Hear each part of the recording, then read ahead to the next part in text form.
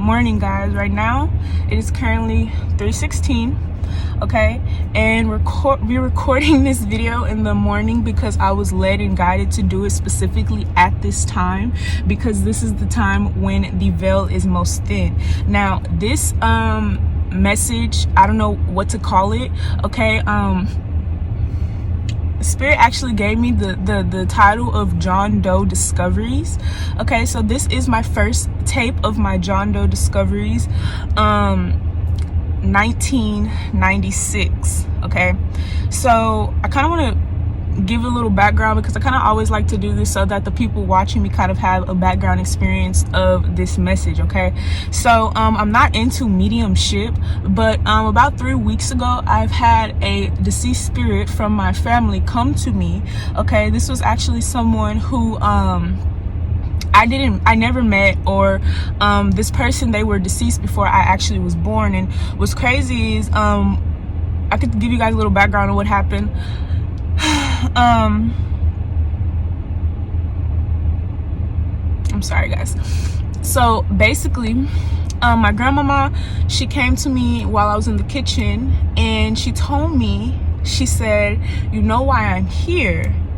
And what's crazy is, like, I have no idea what she's talking about, but it was almost as if, like, when I was connected or contacted by her, it was like I just automatically consciously knew what she was talking about. So I sat down in the chair, and she was like at this round table in my kitchen, and I told her, I said, she's like, "You know why I've come here?" And I'm like, "Yeah." I'm like, "It's time." She's like, "Yeah, it's time." And I told her, and we're having this conversation, right?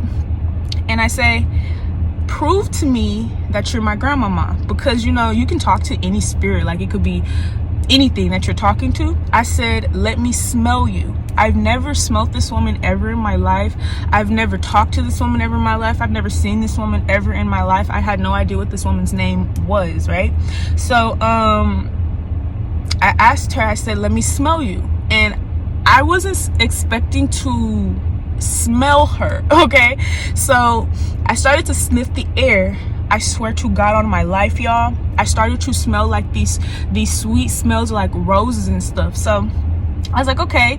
And so she basically told me that, you know, I was being prepared or to get ready for some type of, I don't know what it was, and I still don't know what it was.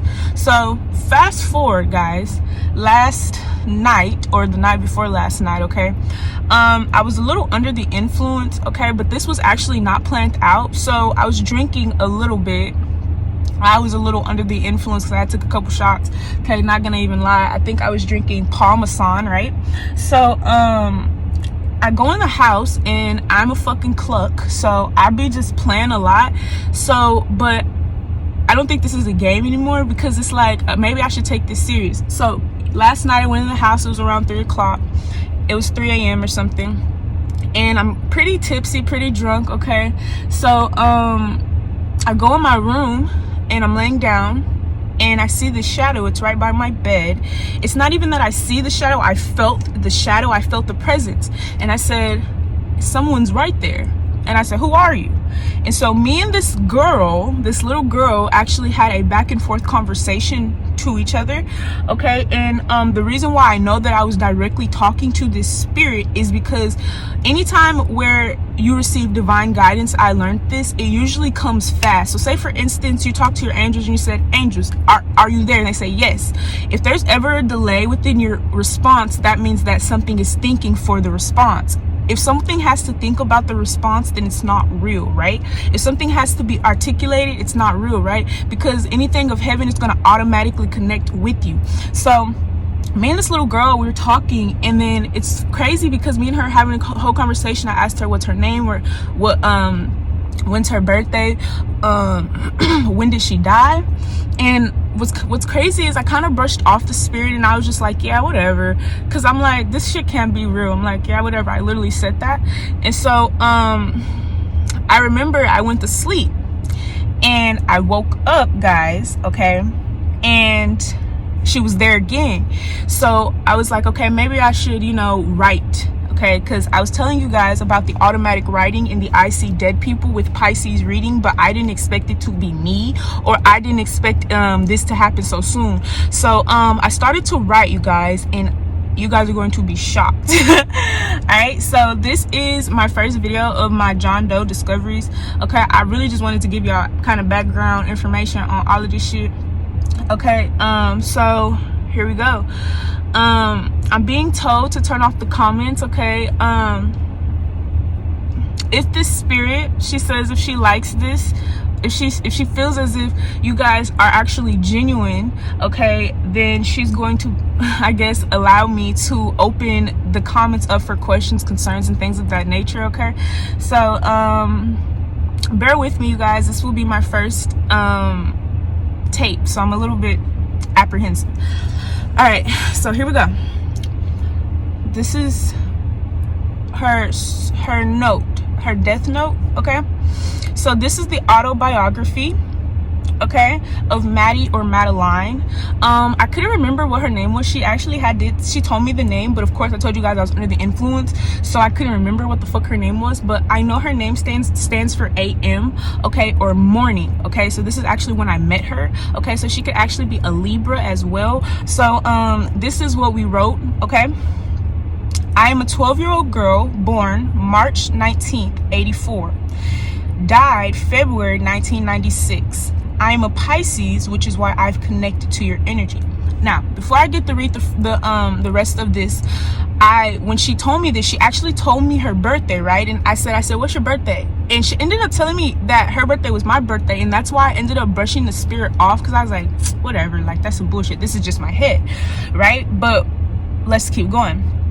Okay, so she continues to say, I'm a biracial female. My mother is Caucasian, my father is Hispanic, his mother originating from Pakistan. My father abused us, me, my mother, and brother, from the age of 3 to the death of me and my soon after suicidal brother. My father seemed to hate me more since I looked like my mother, which I guess in return represented everything he hated about society. I often wondered why he even married her. I figured it was just to have control over her. On the night of my death, the week of February 18th, I was beaten and strangled to death. My body was placed under my bed in a treasure chest in plain sight. My mother only cried, never actually helping the police look for me. 20 days later, I was found. My father was arrested because of semen, blood, and saliva found on my neck, lower body, and clothing, along with bite wounds on the flesh that looked like he tried to rip my skin off. 3 weeks later, my 14-year-old brother committed suicide. My mother found him hanging by a hanger on his closet door. I've come to you because you can put my story into words.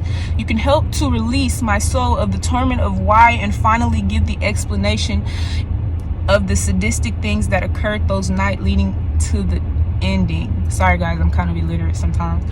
Many people didn't want to hear my story. Many people didn't even care. Just another minority sent to jail for things they were expected to do. Thank you, mi amor. So, before I end this channel message,